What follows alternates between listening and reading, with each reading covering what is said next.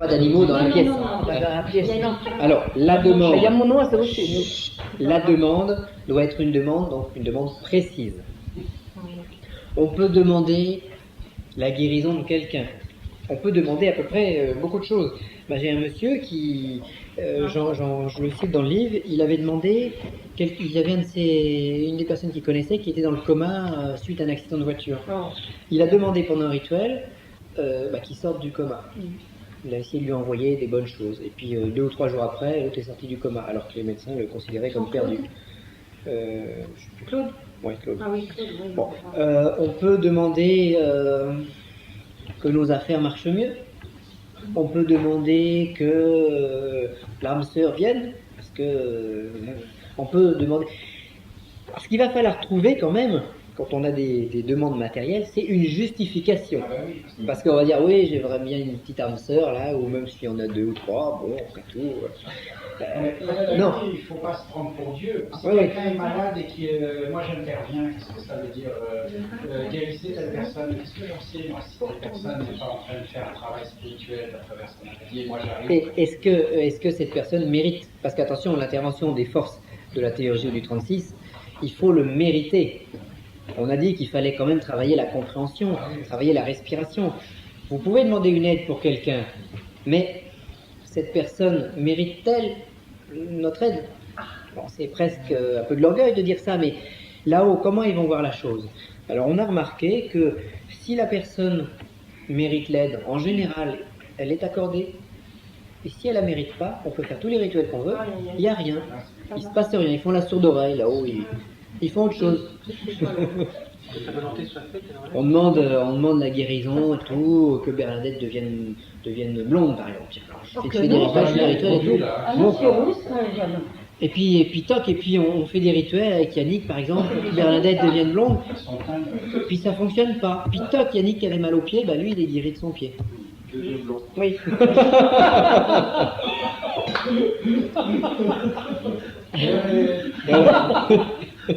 Vous avez poussé là, dans la piscine de Lourdes un type avec la chaise. Oui, et il a voulu se mettre debout, il marchait pas, il est tombé. Mais son collègue a dit, regarde, avec le neuf. Donc le miracle a eu lieu. Alors attention également, quand on fait une demande, il faut que la demande, elle soit donc justifiée. Je veux une Ferrari parce que j'ai besoin d'aller voir notre président de la République pour lui faire passer les bonnes idées du 36. Mais si je ne vais pas en Ferrari, il ne va pas me prendre pour quelqu'un de sérieux. Donc une bonne justification. Avec une 2 pattes, là, il t'ouvre la porte. Et il faut également que notre demande soit précise. Et parce que si ça nous est accordé et que ça vient, il ne faut pas se dire ah oui mais j'avais pas pensé qu'il y avait un problème. Je demande, je sais pas, de devenir très connu, d'avoir plein de gens qui viennent me voir. Puis après je suis obligé de me promener avec des gardes du corps partout parce que ça, je ne demanderai jamais ça. Il y en a qui veulent aussi me tuer. Donc le bon Dieu sait bien que j'ai besoin. Voilà, la demande soit intelligente. Hein. Dès que vous avez fait votre demande, vous remerciez ce qui se passe, ce qui est venu vous visiter. Et vous pouvez vous allonger dans la pièce, éventuellement même dormir, faire un petit somme, et absorber les grâces diffusées, l'énergie qui est brassée dans le lieu, dans la pièce. Que ce soit une clairière dans la forêt, ou que ce soit chez vous. Vous vous allongez, mais vous pouvez piquer un petit somme, parce que comme ça vous allez vous dédoubler, vous allez mieux faire l'éponge. Même si on sort juste, oui, c'est vrai qu'il y a vous restez là. Il y a que du bon. Des fois on est tellement bien que on n'a pas envie, c'est l'heure d'arrêter, mais on n'a pas envie, on reste là, on attend. On baigne, on flotte. Et ça, c'est l'aspect mystique en fait du contact. Une fois que c'est fait, vous allez remercier donc et pratiquer le renvoi par les voyelles inversées. Si on a fait O, I pour appeler, on fera I, O pour renvoyer. Et si on a fait et pour appeler, eh bien on fera et pour renvoyer. On renvoie en prononçant le mantra. Non, on se repose avant le renvoi. Ah bon, donc il peut avoir lieu 2 heures, 1 heure après. On peut s'endormir, il nous est déjà arrivé de rester 2 heures à... C'est-à-dire que le renvoi, c'est la coupure avec. On dit non, Voilà. arrête. Le renvoi, c'est quand on dit, bah écoute, merci, maintenant, ça y est, tu peux Tu peux retourner. disposer. D'accord. Bon, allez, Ils disent quand c'est fini. Pourquoi les oui. montages en compte entre deux quand même hein? Tout à fait, Non mais tout à Mais fait. oui, mais vous pouvez partir, quoi. Alors, repartez-en. effet possible du rituel. Eh ben, vous pouvez avoir des effets. Si ça se déclenche, vous allez le savoir. Attention, des fois, c'est pas parce que le rituel, c'est pas parce que vous ne sentez rien pendant le rituel qu'il ne s'est rien passé. Ah oui, non. Donc des fois, on sent rien, mais il y a quand même eu la visite. Et des fois, on doit répéter le rituel de nombreuses fois, comme on enfonce un clou avec des coups de marteau, pour que là-haut, ils finissent par nous entendre.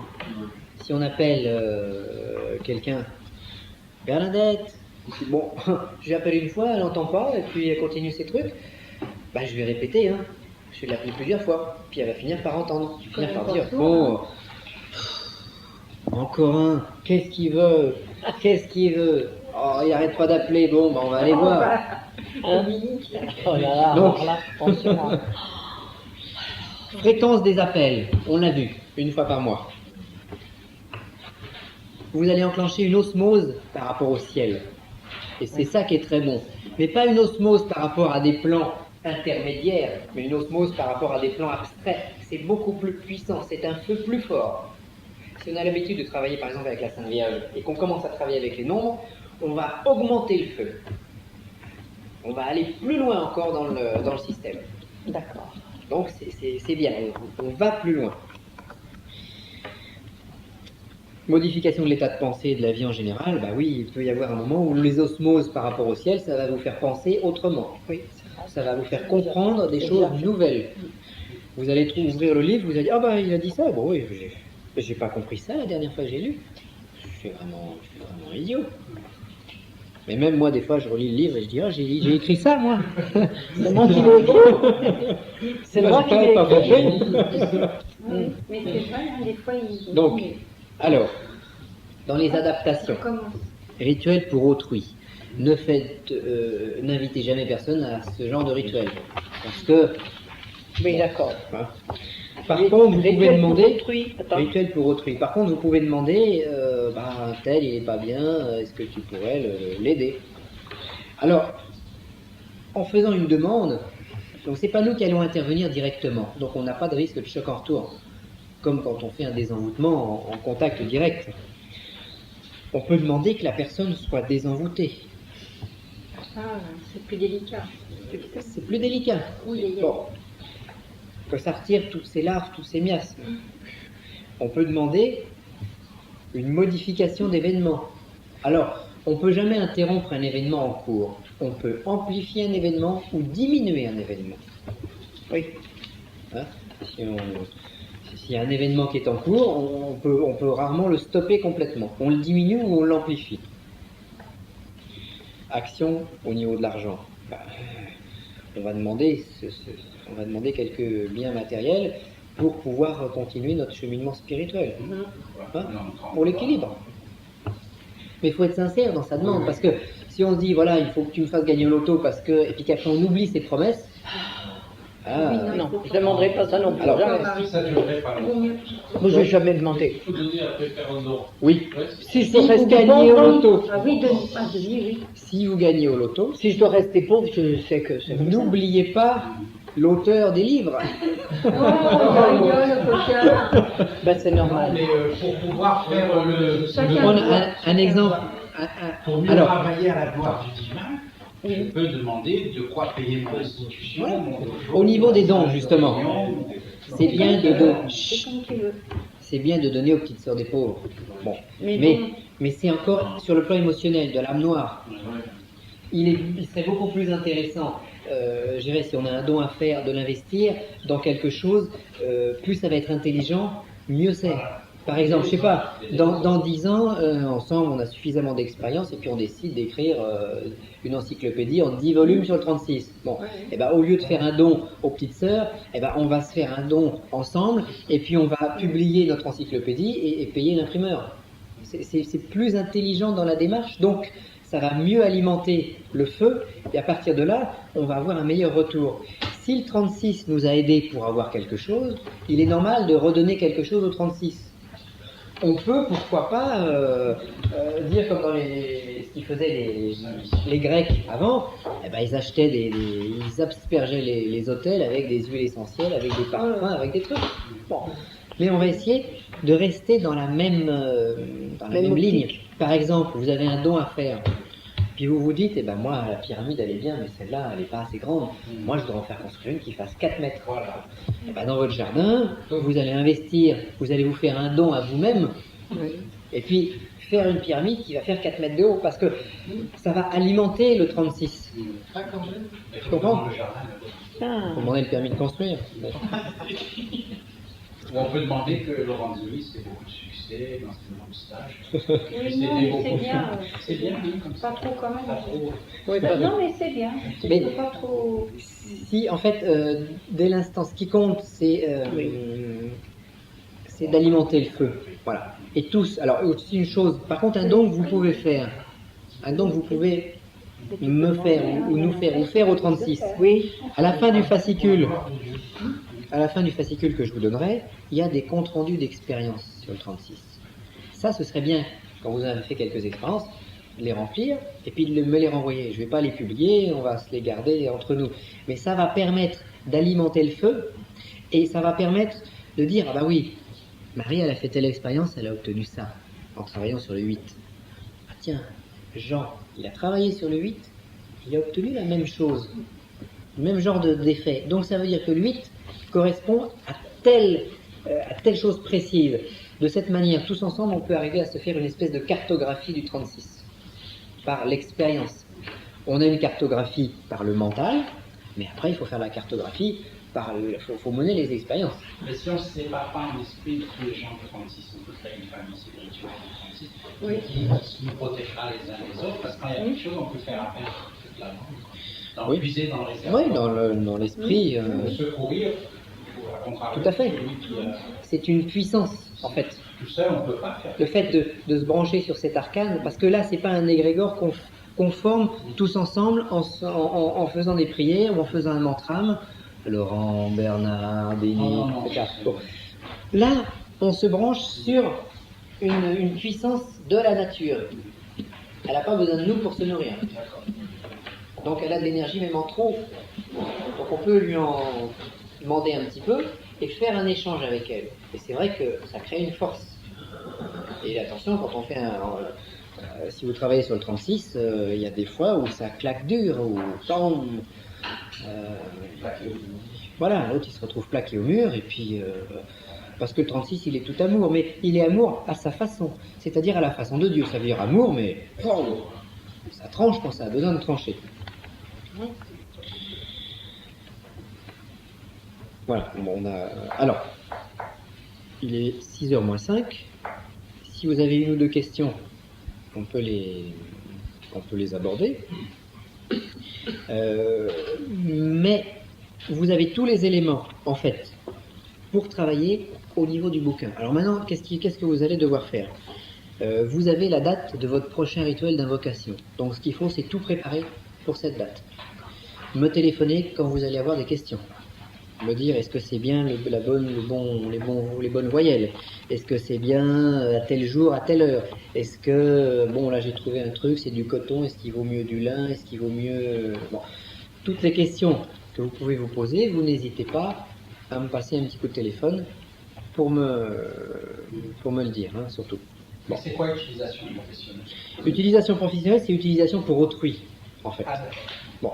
Mais avant de pouvoir l'utiliser professionnellement pour un grand nombre de personnes, il va falloir déjà établir nos premiers contacts, obtenir déjà des grâces personnelles, ou pour les gens qui sont tout autour de nous, et petit à petit, on peut en avoir une utilisation professionnelle. On peut s'en servir pour les cultures? Attention là-dessus. Ouais. je vous déconseille de l'utiliser, par exemple, sur un plan professionnel, de manière systématique. Un client vient vous voir systématiquement, bon, hop, un 36. Non. On va utiliser les méthodes classiques. Si on fait du Reiki, on va faire du Reiki. Si on fait du magnétisme, magnétisme. Si on désenvoûte, on utilise ces rituels en latin. On fait les rituels classiques. Et si on a un échec, si c'est trop fort, si c'est trop puissant, si on a du mal, à ce moment-là, on peut céder du 36. Mais il vaut mieux garder le 36 comme son arme secrète, pour quelque chose de personnel, pour sa propre évolution, plutôt que de la mettre à toutes les sauces. Pour les cultures, donc c'est possible. Pour les cultures, c'est possible. J'ai jamais fait l'expérience, par contre. Donc, pour accélérer la pousse, alors ce qui serait bien, c'est de faire une sélection. Dire, il faut que ça pousse à tel endroit. Donc même pas à côté pour faire un témoin. Un art moindre, l'influence discrète du 36 se fera de toute façon se sentir dans chacun de ses gestes, en fonction de son éclat personnel. Ce qui serait bien, par exemple, pour l'arbre, c'est de découvrir de quel élément il est signé. Cet arbre a des fleurs rouges, alors peut-être qu'il est signé du feu. Et c'est un arbre avec un flamboyant, par exemple, avec des grandes retombées. Bon, est-ce que ces grandes retombées, ça me fait penser à l'eau ou ça me fait penser à l'air? C'est un arbre aérien ou c'est un arbre aquatique?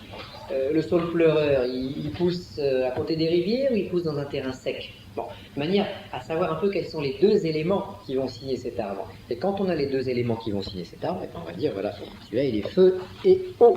Et bien le feu et eau, c'est le tel numéro ou tel numéro. Donc, ça c'est toutes les petites recherches. Donc on demande à chaque numéro ce qui correspond à chaque élément. Voilà. C'est mieux, voilà, c'est mieux. Mettons de faire un rituel. Si tu veux faire un rituel sur un arbre précis, de faire le rituel avec le nombre de l'arbre, plutôt que de faire le rituel avec le 8 et lui demander au 8 d'aider un arbre qui correspond au 26. Bon, mais c'est pour une personne, c'est mieux de savoir le nombre de l'âge de la personne. Voilà, vous avez les dates de naissance. Oui. Donc vous allez prendre tous les tableaux.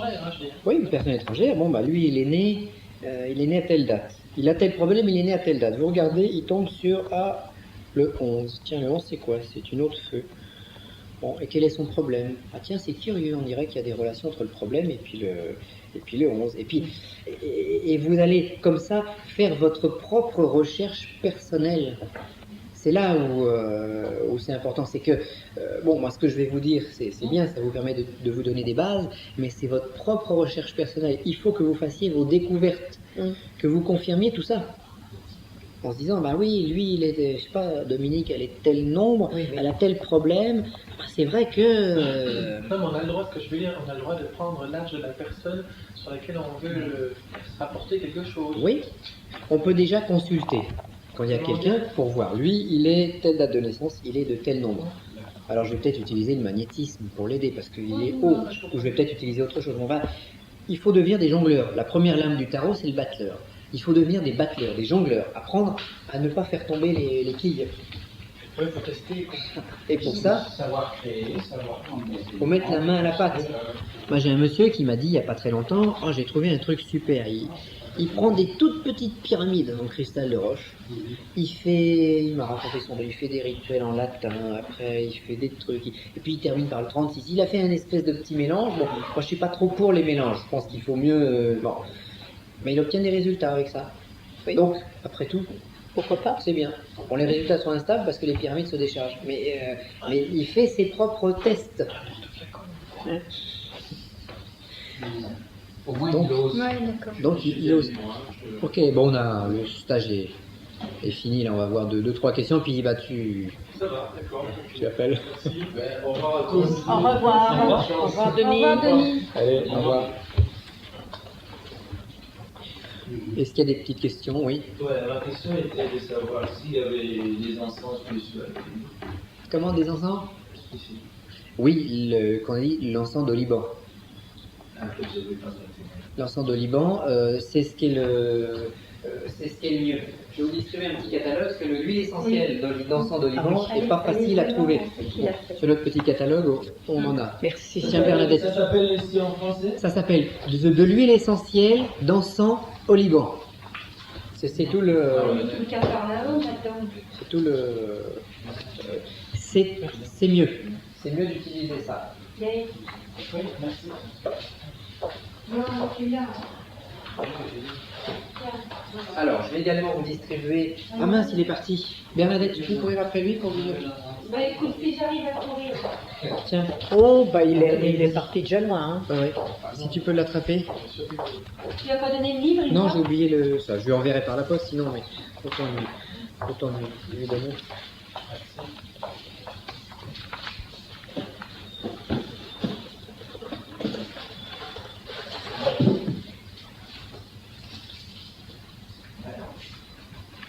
Voilà.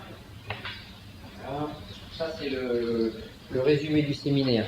Un petit peu, Oh, merci. un peu rapide, je dirais, donc c'est pour ça qu'il fallait. Oh, merci. les notes.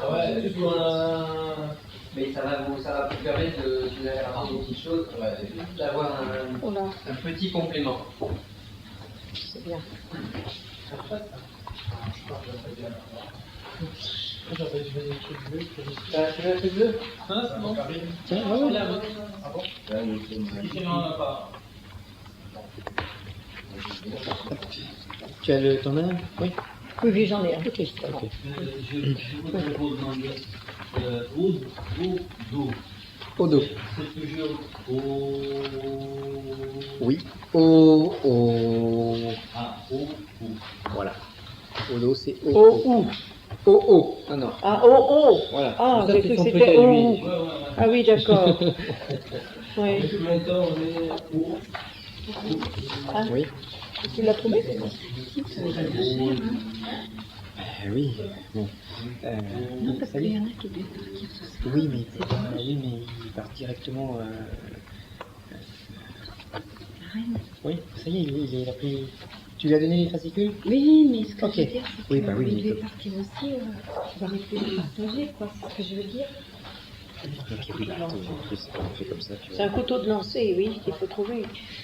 Séminaire sur les 36 rituels de l'Arche d'Alliance et cassette numéro 1. Alors, que vous suiviez ce séminaire sur la cassette ou que vous suiviez ce séminaire en direct, si vous avez des questions à poser, vous n'hésitez pas. Alors, il y aura deux formes de questions que vous aurez à poser. Pendant le débat, auquel cas, par moment, je m'arrêterai pour vous demander si vous avez ces questions à poser, auquel cas vous les posez. Sinon, si vous avez des questions pendant que je suis en train de parler, vous les notez par écrit et vous les passez à Bernadette, à ce moment-là, qui me les transmettra. Bon. Et puis après, quand vous serez reparti, puis quand vous commencerez à travailler la semaine prochaine et la semaine d'après, vous aurez sans doute des questions. Vous n'hésitez pas à me téléphoner pour me les poser. Donc de préférence par ce moyen plutôt que par écrit, parce que vous risquez d'attendre longtemps si vous me faites une petite lettre. Et si vous attendez que je vous réponde. Vous pouvez attendre 1 mois, 2 mois, 3 mois. Et si quand je vous répondrai un petit mot vous disant « appelez-moi ». Donc vous téléphonez directement et vous n'hésitez pas à me déranger s'il y a quelque chose que vous n'avez pas compris, si vous avez besoin d'une précision ou pour toute autre raison. Donc le séminaire, on le commence maintenant, mais ce que j'espère, c'est qu'on ne le finira jamais. Voilà. Alors c'est pareil, si vous faites des expériences, parce que c'est ça le but du jeu, c'est que vous suiviez un séminaire, vous allez apprendre une méthode, et après, il va falloir la pratiquer, il va falloir l'utiliser. Et si vous l'utilisez, il va se passer des choses, et vous aurez des questions à me poser, vous aurez une espèce de Contact permanent avec vous. voilà, de contact, et il faudra me téléphoner pour me dire, voilà, j'ai fait telle expérience, il s'est passé ça, est-ce que c'est bien, est-ce que c'est pas bien, comment ça fonctionne. Moi, ça me permet d'avoir un retour sur information, donc de savoir ce que vous faites, mais également, c'est la méthode qu'on emploie depuis le début de ces stages, de savoir ce que vous allez pouvoir vous obtenir. Parce qu'il n'y a pas que moi qui dois faire les rituels et que moi qui dois obtenir des résultats, il est important que vous obteniez des choses. Et aussi bien pour notre évolution à tous, on va un peu avoir besoin de savoir ce que vous obtenez, ce que j'obtiens, ce que Bernadette obtient, etc. Donc surtout, je vous engage à me téléphoner. Alors, l'équilibre des forces. Le problème de l'ésotérisme, c'est qu'on aborde toujours l'ésotérisme trop à droite ou trop à gauche. non sur le point politique, mais sur le point de vue de l'équilibre des puissances. C'est-à-dire qu'on va avoir des gens qui vont être très tournés vers le spirituel et qui vont en oublier le matériel. Et d'autres personnes qui vont être très tournées vers le matériel et qui vont en oublier le spirituel. Or, tous, on penche d'un côté ou de l'autre. Et ce qui va convenir, c'est de rétablir un équilibre, c'est de suivre, comme disait Bouddha, la voie du juste milieu. Donc, nous sommes anti-extrémité et nous sommes pour centraliser les forces. Parce que c'est du point central qu'on va pouvoir agir, soit sur un plan spirituel, soit sur un plan matériel. Alors, quand on a un arbre qui se développe, on a la terre,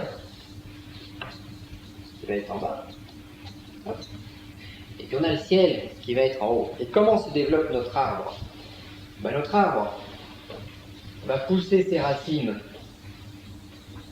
vers le sol et va pousser sa tige vers le ciel, ainsi que son feuillage. Or, d'autant plus l'arbre va monter en hauteur, d'autant plus il devra enterrer profondément ses racines, parce qu'autrement, à la première tempête, il se couche, il meurt. Alors, les deux caricatures qu'on a sur le plan spirituel, c'est des gens qui vont développer une toute petite branche avec d'énormes racines. Ça va être, disons, les sorciers. Et eux, ils vont avoir un grand pouvoir dans la matière, mais ils ont tellement une petite antenne spirituelle qu'ils vont se retrouver, comme on dit la tradition, mangés par le diable, c'est-à-dire victimes des propres forces telluriques qu'ils vont avoir déclenchées. Et d'un autre côté, on va avoir des gens qui vont essayer de développer un énorme tronc, un énorme feuillage, avec 3 toutes petites racines. Et dès qu'il y a un coup de vent, l'arbre se couche. Alors ce qu'il va falloir que nous fassions dans l'ésotérisme et dans l'aspect initiatique des choses, c'est développer harmonieusement les racines et le feuillage. Pour celui qui développe son feuillage très haut vers le ciel, il est très dur de travailler ses racines parce qu'il n'a pas envie de le faire. Pour lui, c'est le spirituel qui compte, pas les racines. N'est-ce pas? Et à contrario, pour quelqu'un qui veut de grands pouvoirs magiques pour dominer, avoir des cohortes d'esprit à son service, lui, il va essayer de développer des racines, mais il n'a pas compris qu'en développant une maigre tige vers le ciel, il va se couper de toutes les influences qu'il recherche en fait. Parce que le vrai pouvoir, il va être justement d'être en harmonie entre les forces telluriques, que l'on pourrait presque appeler, ou que l'Église a appelé les forces des ténèbres, mais à bien comprendre, et les forces spirituelles, les forces du ciel. Donc, c'est une harmonie entre les deux qui va nous permettre d'avancer. Alors, on va travailler un petit peu ce matin justement sur ces forces telluriques, savoir comment les capter, comment les travailler, et puis cet après-midi et demain, on va travailler sur les forces plus spirituelles, parce que ces forces telluriques, comme elles sont de nature beaucoup plus physique, avec une méthode physique, on va pouvoir les capter relativement facilement. Donc c'est plus facile, quelque part, quand même, de développer des racines que de monter en haut. Bon. Et les 3/4 du stage seront sur le développement du feuillage, qui est le 36, qui est cet aspect de théurgie, d'appel aux forces spirituelles, qui va nous permettre de faire descendre les anges, entre guillemets. Mais ces anges ne vont descendre que si on a un potentiel énergétique suffisant pour les tenir. Quand on fait descendre une puissance spirituelle, il faut un vase, il faut un Graal pour pouvoir recueillir ce sang qui descend d'en haut. Mais si à la place d'un Graal, on a une passoire, comme dans ce cas-là, les forces, voilà, on est gâtés, les forces spirituelles vont venir, mais elles vont traverser notre passoire et on ne pourra pas en retenir, on ne retiendra que quelques gouttes, à cause, je dirais, de la méconnaissance globale de ce phénomène d'équilibre. Et on s'aperçoit dans la tradition du Saint Graal, de la quête du Graal, puisque ici on est sur la terre de Brocéliande. Or, c'est toute la légende de Merlin l'Enchanteur, de Arthur. Qu'est-ce que fait Arthur? Arthur va chercher le Saint Graal qui a, dit-on, recueilli le sang du Christ.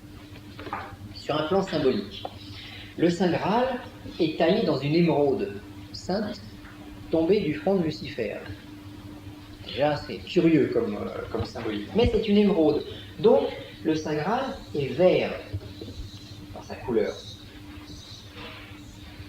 Or, le vert est la couleur du tellurisme, et la couleur du sang du végétal. Et qu'est-ce qu'il y a dans le Saint Graal? Eh bien, il y a le sang du Christ, qui lui va être rouge. Alors là, on a la symbolique, voilà, du rouge et du vert, c'est-à-dire des puissances spirituelles qui viennent d'en haut et des puissances telluriques qui viennent d'en bas. Et on peut récolter ce fameux sang du Christ, qui est, nous dit la tradition, le breuvage d'immortalité, que si on a un Graal.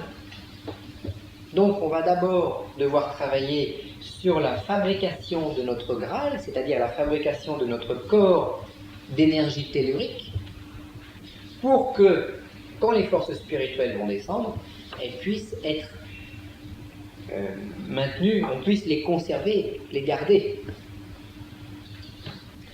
Il y a une autre aparté aussi, c'est que d'autant plus on aura un Graal qui sera important, d'autant plus les forces spirituelles seront attirées de manière puissante. C'est comme l'orage. Quand vous avez un éclair, l'éclair ne tombe pas du ciel au hasard. C'est une autre symbolique. On s'est aperçu que l'éclair tombe soit sur les pointes, donc il faut déjà devenir une pointe pour l'attirer, mais les éclairs, les orages sont également attirés par les lieux telluriques, donc par les points d'émergence tellurique. Donc le feu de la terre attire le feu du ciel. Et si on arrive à réaliser en soi-même, en nous, cette descente d'énergie, ce mariage des deux puissances, eh bien, on va réussir à faire une espèce de griffon, c'est-à-dire, comme nous dit la tradition, qu'est-ce que le griffon? Le griffon, c'est un animal, mais qui est composé de deux ou plusieurs animaux, dont une tête de lion, un corps d'aigle ou vice-versa. C'est-à-dire un mixage entre deux puissances, une charnière entre deux mondes, qui va nous donner une troisième forme d'énergie.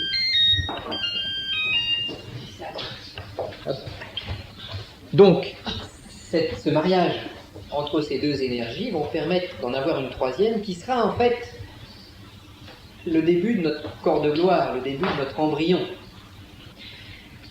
On y reviendra sur ce fameux corps d'énergie ou corps d'immortalité. Alors ce qui est très intéressant de voir aussi, c'est que dans la légende de la quête du Saint Graal, le breuvage, donc le sang du Christ qu'on va boire de ce Saint Graal, donne l'immortalité. Alors est-ce que ça donne l'immortalité physique? J'ai des doutes là-dessus. Est-ce que ça donne une immortalité spirituelle? C'est plus comme ça qu'il faut l'entendre. Mais qui dit immortalité spirituelle, ou qui dit recherche de l'immortalité spirituelle, signifierait qu'on ne l'a pas au début. D'où, on y reviendra cet après-midi, sur un petit peu tous les rouages au niveau de la réincarnation, ou pas réincarnation, ou comment comprendre le système. Mais si on a des alchimistes qui, durant toute leur vie, cherchent l'élixir d'immortalité ou l'élixir de longue vie, la pierre qui donne la vie, ça veut dire qu'on ne l'a peut-être pas au démarrage, et qu'il faut l'acquérir. Voilà, on va laisser ça en suspension. Alors en fait, on pourrait considérer qu'on a des forces qui vont être signées du plus, en haut, forces spirituelles, et des forces qui vont être signées du moins, qui sont en bas, forces telluriques. Le plus et le moins, comme sur une boussole, sont complémentaires et non pas opposés. Ici, il n'y a pas de notion de bien ou de mal. Parce qu'autrement, ce serait une vue un petit peu facile. On va mettre le bien sur le spirituel et le mal sur le tellurique. C'est la séparation de l'Église. C'est ce que l'Église nous enseigne. Tout ce qui est spirituel, c'est bien. Tout ce qui est tellurique, c'est mal. Et nous avons Saint Georges ou Saint Michel qui terrasse le dragon. On a la Sainte Vierge qui met le pied sur la tête du serpent. Mais la Sainte Vierge ne tue pas le serpent, puisque dans la représentation, elle a le pied sur sa tête. Le serpent est là. Dans Saint-Michel ou Saint-Georges, il terrasse le dragon, mais il ne le tue pas, puisque dans la représentation iconographique ou dans les statues qu'on trouve, on a toujours ce fameux Saint-Michel qui terrasse le dragon, il n'arrête pas de le terrasser. Sinon, ça fait longtemps que le dragon aurait disparu. Donc, vous avez puissance de Dieu et les puissances du dragon que les églises ont diabolisé. Et pourquoi les églises ont diabolisé cet aspect de l'énergie? Parce que le pouvoir se situe dans les racines, quelque part. Donc le pouvoir est dangereux, parce que seule l'église chrétienne, apostolique, universelle, etc., a le droit de posséder le pouvoir. Alors ce qui est très curieux de constater, c'est que eux, ils ont mis un interdit sur les forces telluriques en disant c'est diabolique, il ne faut pas y toucher. Par contre, quand ils ont construit des églises ou des cathédrales, ils se sont arrangés pour les mettre sur des lieux telluriques. Donc, je dis aux autres de s'abstenir, mais moi j'utilise la force du serpent ou la force du dragon. Parce que moi j'ai le droit, et pas vous. Diviser pour mieux régner. Comment? Diviser pour mieux régner. Oui, diviser pour mieux régner, et surtout couper les racines pour qu'il n'y ait pas le pouvoir. Donc on se retrouve aujourd'hui avec une spiritualité qui va être tronquée de ses racines, donc qui a du mal à supporter les charges qu'elle va déclencher, et puis qui va avoir un manque à ce niveau-là. Donc, pour en revenir à ce qu'on va voir à l'instant, on va travailler nos racines de manière à avoir un équilibre. C'est pareil, l'Église nous a dit l'argent c'est mal, le tellurisme c'est mal. Alors, une anecdote, le singe est un animal diabolique, comme vous le savez tous, parce que le singe est grimaçant, il imite l'homme.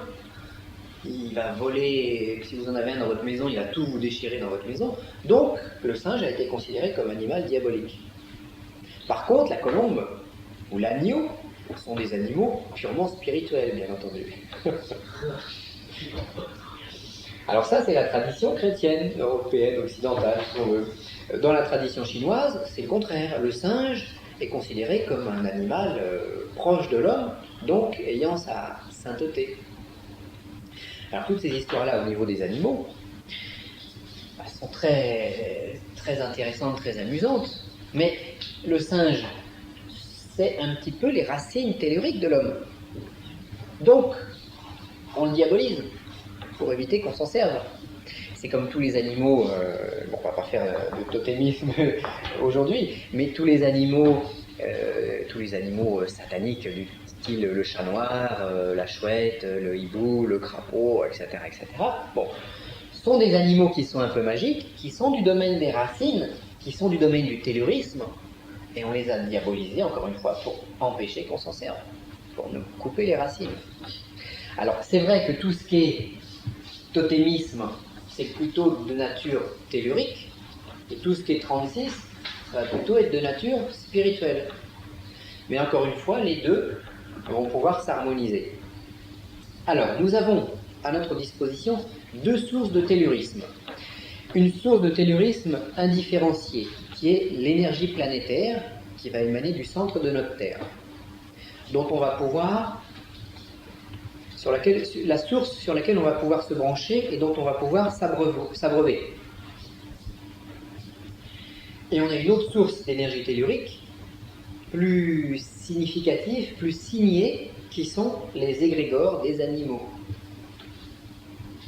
Et sur lequel on peut aussi se brancher et travailler. Des animaux physiques ou... Animaux physiques, ouais. Animaux physiques qui peuvent devenir des totems. En ce sens, le dieu crocodile, il devient un totem parce que... mais il faut qu'il soit physique. Ce ne sont pas des animaux symboliques, ou je dirais, ou chimériques. Ça, c'est autre chose. Alors aujourd'hui, on ne va pas parler des totems, parce que on en a pour des jours et des jours, mais on va parler de la technique qui va nous permettre d'accumuler en nous une forme de tellurisme et qui va nous permettre justement de nous faire des racines. Donc on commence par se faire des racines. Alors,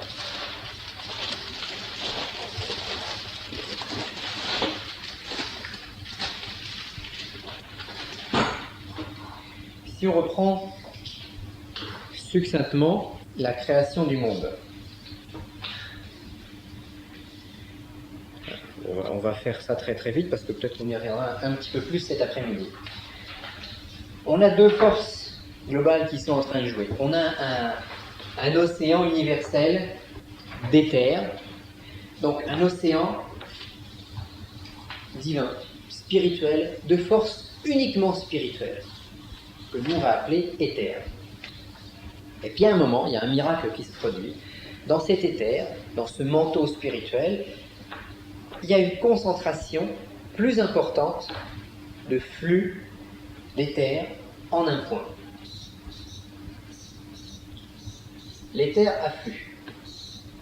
Comme on est ici dans le corps de Dieu, Dieu ne peut créer à ce niveau-là que dans son propre corps, que de sa propre nature. Donc, affluence d'éther. Ça va finir par former une sphère.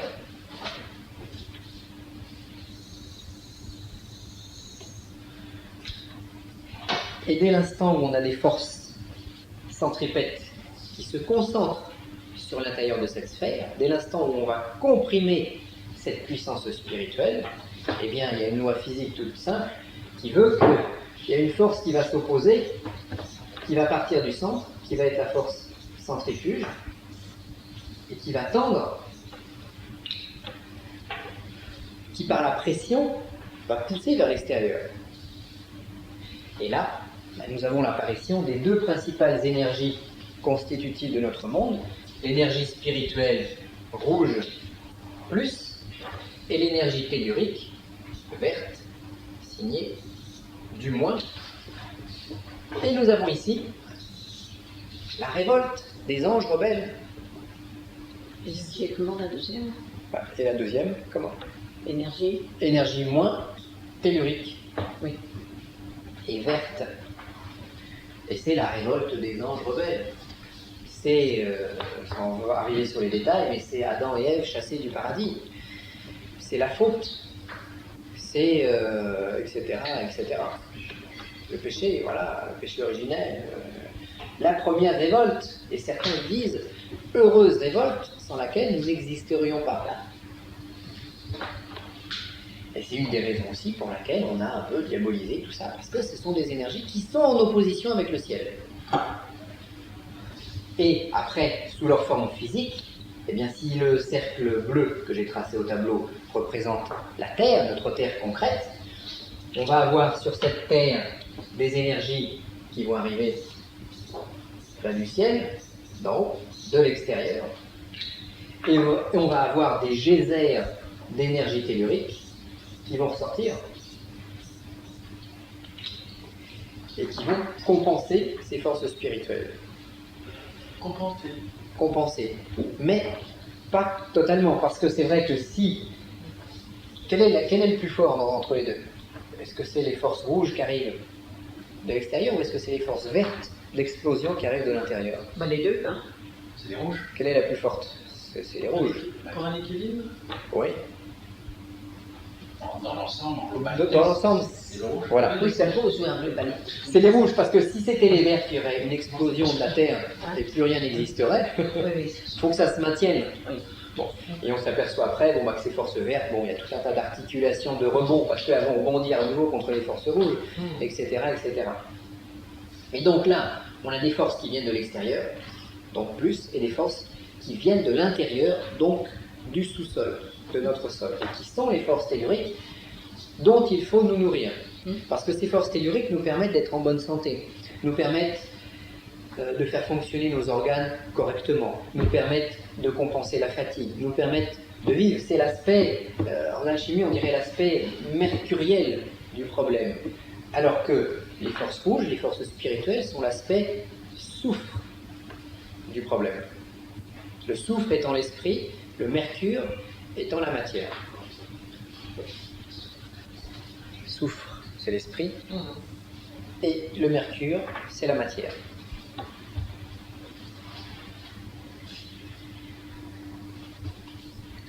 Alors ce dragon, nous allons commencer à aller le chatouiller. on peut s'apercevoir également que dans les contes de fées, le héros va toujours embêter le dragon.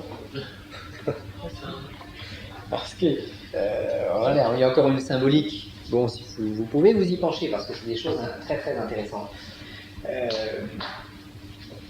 Le chevalier est obligé de se battre contre le dragon pour après aller épouser la belle princesse.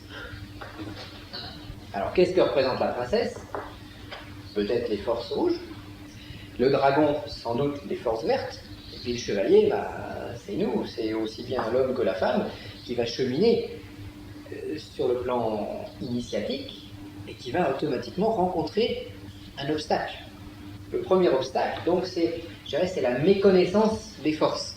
Parce que ça, c'est rarement expliqué dans les livres et c'est à la vue de tout le monde sous forme symbolique, mais on n'en parle jamais sous forme concrète et au niveau de la manipulation. Donc il faut affronter les forces vertes pour arriver au cœur du problème et pour arriver à descendre les anges, donc à rencontrer le ciel sous la forme de la jeune princesse qu'il faut épouser. C'est un peu les histoires d'Osiris, d'Isis, etc. Tout le système se boucle. Et on s'aperçoit dans les traditions qu'on parle toujours de la même chose.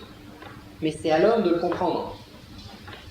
Et on a du mal à le comprendre parce que si à l'époque des Égyptiens, on n'avait pas le mental qui nous bloquait, si à l'époque du Moyen-Âge, les gens, ils comprenaient les symboles, ils comprenaient les paraboles. Aujourd'hui, on ne comprend plus les paraboles parce que notre mental va nous bloquer. Alors aujourd'hui, on est dans une civilisation où, en tant qu'apprenti magicien, on a un gros problème, c'est que quelqu'un qui va vivre dans sa brousse, dans sa forêt profonde, va instinctivement avoir contact avec les forces de la nature, avec les forces occultes. Mais nous, civilisés, mentalisés, on va avoir un barrage par rapport à ces forces qu'on va avoir du mal à sentir. Et si on les sent, on va les sentir au travers du prisme de notre mental et on va avoir une espèce de déformation. Comme dans une espèce de loupe, comme dans une vitre, on va déformer le rayon. Même par les rêves. Oui, parce que nos rêves vont être baignés dans notre mental, dans nos croyances, dans ce que l'on croit. Bon là, on est en train de casser des tabous chrétiens, je dirais des tabous en disant que bon, le démon n'est pas ce qu'on pense, etc. D'ailleurs, un truc très amusant, c'est que les Grecs nommaient les forces telluriques ou les forces animales, ils nommaient ça des daimons. Bon, et les chrétiens en ont fait des démons. C'est vrai que quelque part, ce sont des forces qui peuvent être dangereuses, mais de là à aller en faire des forces démoniaques, parce que dans ces histoires spirituelles, il n'y a pas de démons. À l'extrême, les démons n'existent pas. Le diable n'existe pas. Le diable n'a pas sa place dans la création. Par contre, il y a des hommes méchants, oui, qui vont faire le mal. Il y a des forces qui vont pouvoir assister ces mages noirs dans leurs œuvres négatives. Mais le diable, dans le sens théologique du terme, de puissance opposée à Dieu, n'existe pas, parce qu'il n'y a rien qui peut s'opposer à la puissance de Dieu. Cette force verte dont on a parlé s'oppose localement pour un temps, parce qu'il y a un afflux de force spirituelle, donc il y a une réaction. Mais c'est la force spirituelle qui provoque cette réaction. Mais n'oublions pas qu'on est ici dans le corps général de Dieu, et que ce phénomène de création de planètes, de création terrestre, et donc d'opposition des forces, est très localisé dans l'espace, c'est sur notre planète que ça se produit, et dans le temps, entre un alpha et un oméga, c'est-à-dire entre la naissance de la Terre et la disparition de la Terre, on a ce phénomène-là. Et Dieu étant éternel et infini, lui, il n'y a rien pour s'opposer à lui.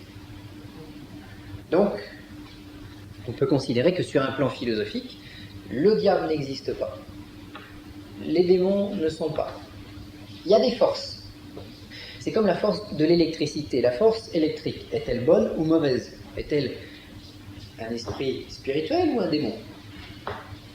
Si on s'en sert pour s'éclairer, pour faire marcher les magnétophones, on va dire c'est une force spirituelle, ça nous aide dans notre progression. Non, c'est une force matérielle. Oui, mais si je mets les doigts dans la prise électrique et que je m'électrocute, ça devient un démon. Oui, d'accord. Donc, l'énergie est là, la force est là. C'est à moi de m'en servir et de pas mettre les doigts dans la prise électrique et de m'en servir correctement. Tout à fait. Mais on a toujours tendance à dire que les démons, c'est jamais moi, c'est jamais de ma faute. C'est parce que c'est l'autre. Voilà, c'est toujours l'autre, c'est toujours les forces extérieures qui nous embêtent, c'est toujours, etc. Mais si je suis parachuté en pleine jungle, à Madagascar, et puis que je vois en face de moi un serpent, mais je ne sais pas si le serpent il est bon, il est mauvais, et si moi j'ai la mauvaise attitude, bah, ça deviendra mon démon. Mais si moi j'ai la bonne attitude, je peux peut-être m'en servir pour faire des médecines d'une autre façon. Donc c'est mon attitude, c'est votre attitude par rapport aux forces qui vous entourent, qui fait la réussite ou l'échec, qui fait, l'élection ou la perdition.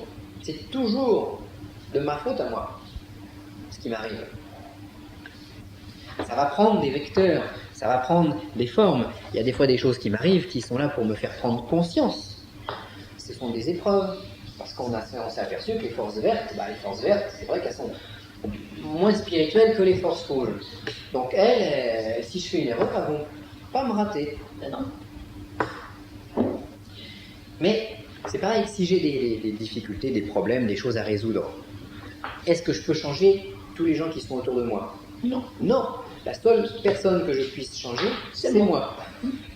Donc, en me changeant moi, je vais travailler différemment sur ce qui m'entoure. Alors, cette force du dragon,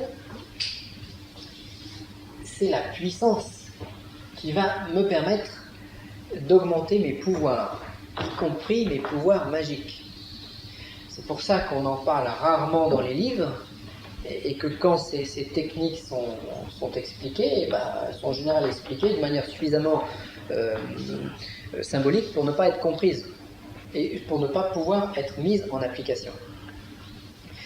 Alors on s'aperçoit que dans certaines traditions chinoises, dans certaines traditions tibétaines, dans certaines traditions celtiques ou européennes, on retrouve des pratiques qui sont à peu près les mêmes et qui permettent de travailler sur ces forces d'énergie inférieure. Et c'est ce que nous allons voir maintenant.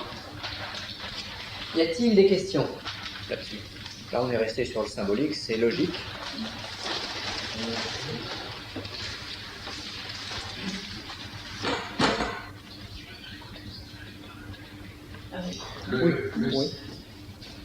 Le silence égyptien, ça en fait partie. Oui, on va le voir juste maintenant. Tout à l'heure, vous avez dit que le pouvoir était dans les racines, mais il est aussi au niveau spirituel, le pouvoir. Oui, mais il sera plus dans les racines. Les racines vont servir de tremplin pour grimper plus haut, en fait. Ça. Donc, le pouvoir, alors bon, on peut dire qu'il y a deux sortes de pouvoirs, un pouvoir magique et puis un pouvoir spirituel, un pouvoir tellurique, un pouvoir spirituel. Le pouvoir spirituel, ça va être le pouvoir de la compréhension des choses, de la connaissance. Le pouvoir spirituel va nous apporter donc la paix, la connaissance, peut-être la protection, mais c'est assez limité. L'évolution spirituelle, c'est tout. Si on veut pratiquer une opération plus magique, de guérison, de désenvoûtement, etc., on va avoir besoin d'une puissance tellurique. Ce pouvoir de base. Un pouvoir de base, un pouvoir d'énergie, énergétique, qui va avoir un impact sur le corps. Si c'est un pouvoir trop spirituel, il va avoir du mal à avoir un impact sur le corps, ou il va être obligé de passer par le réservoir tellurique, terrestre. Voilà. Donc, intérêt d'avoir un puissant réservoir terrestre pour que cette puissance spirituelle s'exprime.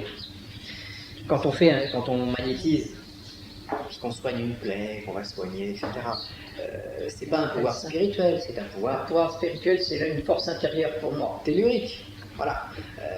La puissance spirituelle apporte une évolution. Oui. mais ça reste là. Si on veut soigner, si on veut avoir une action physique, on a besoin d'une puissance physique. Et c'est logique encore là.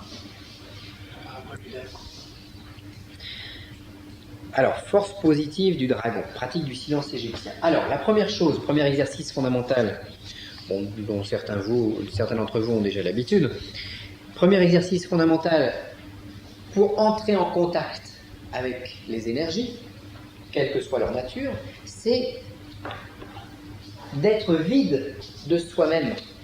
Oui. Parce que si on est plein, on reprend notre Graal. Hop. En général, on a plein de choses à l'intérieur de nous-mêmes. Plein de pensées, plein de nos petits problèmes personnels, de nos fantasmes, de nos préjugés, de nos tabous, de nos désirs avoués, inavoués, etc. Là-dedans, en général, c'est rempli. Si je veux y faire descendre des puissances autres, il faut que je vide, ou tout du moins que j'en élimine une partie, pour que les énergies puissent rentrer, pour que les énergies puissent passer. Alors, donc on va voir maintenant la pratique du silence égyptien, que certains ont appelé autrement. C'est un des exercices de base du yoga, de la sophrologie, etc.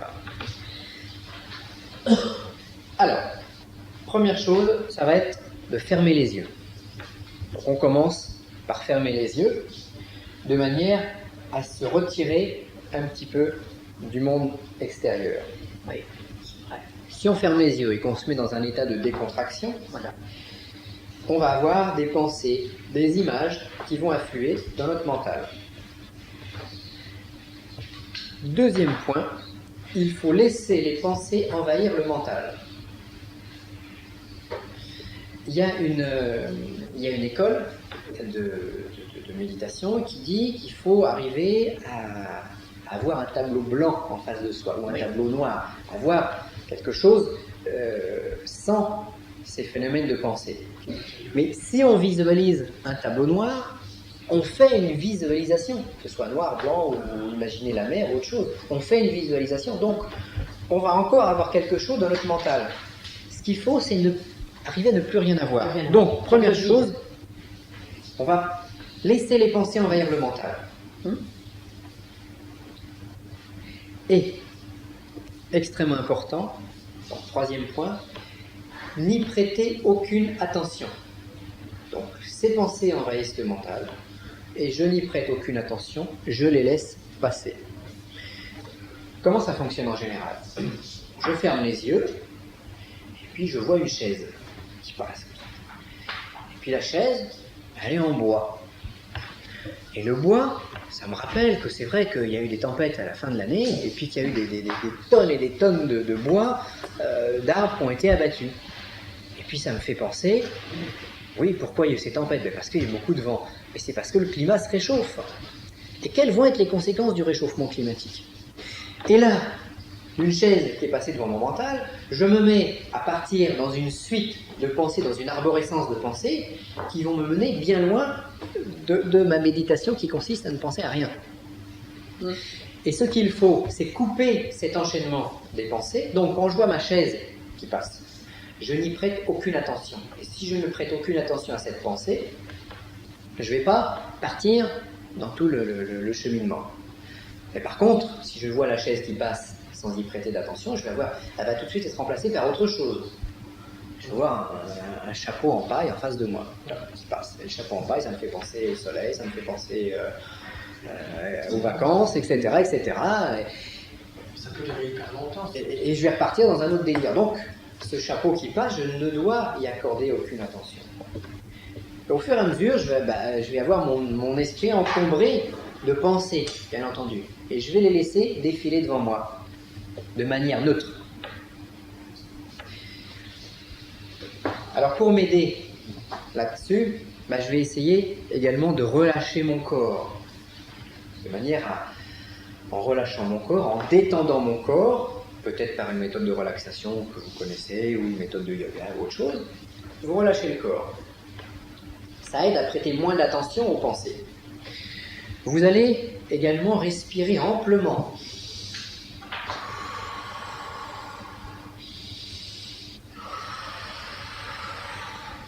sans penser, je dois respirer amplement, mais en le faisant. De cette manière-là, on va en quelque sorte jouer avec la vigilance de notre esprit et puis essayer de déjouer tout ce phénomène de pensée qui afflue. Et puis si je fais ça, donc ne prêter aucune attention aux pensées, relâcher le corps, puis essayer de respirer amplement, à un moment, il n'y a plus rien. Et au moment où il n'y a plus rien, on est content, et en général on se dit, ça y est, j'ai réussi. Et ça recommence. Donc, il faut avoir une espèce de neutralité totale. Bon, on a ça dans tous les exercices orientaux. Neutralité, hein, c'est l'état de non-pensée. Donc, c'est pas un état de vide intérieur, c'est un état de non-pensée, de non-être. Et l'endormissement, vous le placez où? Alors, l'endormissement vient du manque d'énergie. Parce que c'est vrai que quand je suis dans cet état-là, si je manque d'énergie, eh ben, à un moment, je vais tellement plus penser que je vais me réveiller quelques minutes, quelques heures après, en me disant, tiens, où c'est que je suis? Alors, il ne faut pas s'endormir. C'est pour ça que là, la respiration peut aider à ne pas s'endormir. Si on fait cet entraînement le soir après une journée de travail, on ne va pas y arriver. Il faut faire plutôt cet exercice le matin. Donc ça, c'est la porte d'entrée pour tout rituel, pour toute pratique énergétique.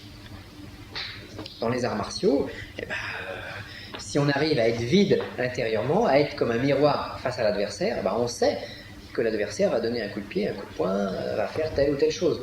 Donc si on le sait, on peut réagir comme un miroir, sans penser. C'est notre mental qui va nous gêner, nous, dans notre société, dans notre civilisation. Alors notre mental, il faut arriver à être capable de le déconnecter, mais d'un autre côté, il ne faut pas faire comme certains yogis hindous, s'asseoir et regarder les vaches passer, et puis plus rien faire. Parce que déconnecter le mental, c'est bien, mais il y a des moments où on va en avoir besoin. Donc toujours l'équilibre, c'est un outil qu'on va devoir utiliser. Donc on va le déconnecter totalement dans certains cas, et on va le reconnecter complètement, plus que ce qu'on a éventuellement aujourd'hui, dans d'autres situations, de manière à grandir, à avoir nos armes. Alors, pratique du silence égyptien. Alors, une petite notion de sophrologie, c'est que détendre le corps, ça permet de détendre l'esprit, et détendre l'esprit permet également de détendre le corps. C'est pour ça que dans tous les exercices de relaxation, on joue sur l'aspect de relaxation mentale et relaxation physique. Bon, on n'y va pas trop s'apesantir là-dessus parce que c'est pas l'intérêt du stage. Alors maintenant, le rituel du grand dragon ou du petit dragon. Il faut le nommer rituel du petit dragon. Parce que le petit dragon, ça va être nous en fait. On va essayer de devenir un petit dragon. Les grands dragons étant plutôt les égrégores telluriques issus de l'esprit des animaux. Parce que eux, ils sont beaucoup plus puissants. Alors on peut dire aussi, quand on parlait tout à l'heure des forces rouges et des forces vertes, que le dragon d'or, ça va être les forces spirituelles rouges, et que le dragon d'argent, ça va être les forces telluriques d'en dessous. Puisque l'or et l'argent sont les symboles des forces spirituelles et matérielles. L'or, c'est le spirituel, l'argent, c'est le matériel. L'or, c'est le soleil, l'argent, c'est la lune. Et on reviendra là-dessus plus tard, parce qu'on jouera peut-être demain avec le soleil et la lune. Alors, je vais avoir besoin d'outils. Cette technique de captation des énergies est une technique dans laquelle la respiration va nous servir de pompe. On va pomper les énergies. Comme on veut pomper les énergies telluriques, nous savons que ces puissances, au niveau planétaire, si on a le nord ici et le sud en bas, les énergies telluriques vont nord-sud et sud-nord. Donc on va se placer tête au nord et pied au sud. Tête au nord, les pieds au sud. pour être en contact avec ce tellurisme, on va s'allonger par terre, de manière à ce que la colonne vertébrale, qui est l'axe de notre corps, soit en contact avec le sol. Notons que dans certains rituels en Afrique, pour justement que l'initié boive le tellurisme, on lui place un serpent dans le dos, sur la colonne vertébrale. En général, un gros serpent, parce que plus il est gros, plus il y a d'énergie. De manière à transférer l'énergie, justement, de cet animal sur la personne. Bon, nous, on va pas faire ça. Non, on n'a pas de serpent là. On n'a pas de serpent, là, j'en ai pas, mais c'est dommage. Et puis bon, après, on aurait la SPA sur le dos, la Société protectrice Des animaux, des serpents. Donc, on va s'allonger pour avoir la colonne vertébrale en contact avec le sol. On va étendre nos mains.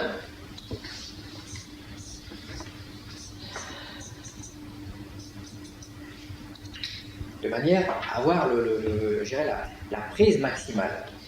Et là, on va travailler sur les techniques respiratoires.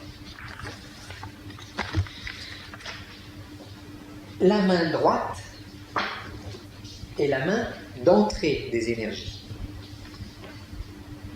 Attendez, je fais une erreur, pardon. La main droite, en général, est la main de sortie des énergies. C'est pour ça qu'on donne la poignée de main à droite. Hein, c'est le contraire. Donc la main droite, c'est la main de sortie des énergies. Donc c'est la main active. Et la main gauche est la main d'entrée des énergies. C'est la main qui va être plus réceptive.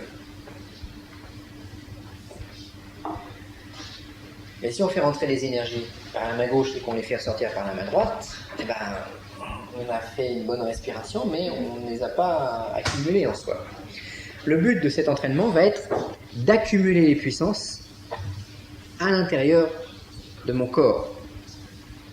Donc, on va tenter de bloquer la sortie des énergies et d'amplifier l'entrée. Pour cela, nous allons utiliser... Je vais changer de tour. Des aimants. Pour ça, on va utiliser des métaux. Presque des aimants.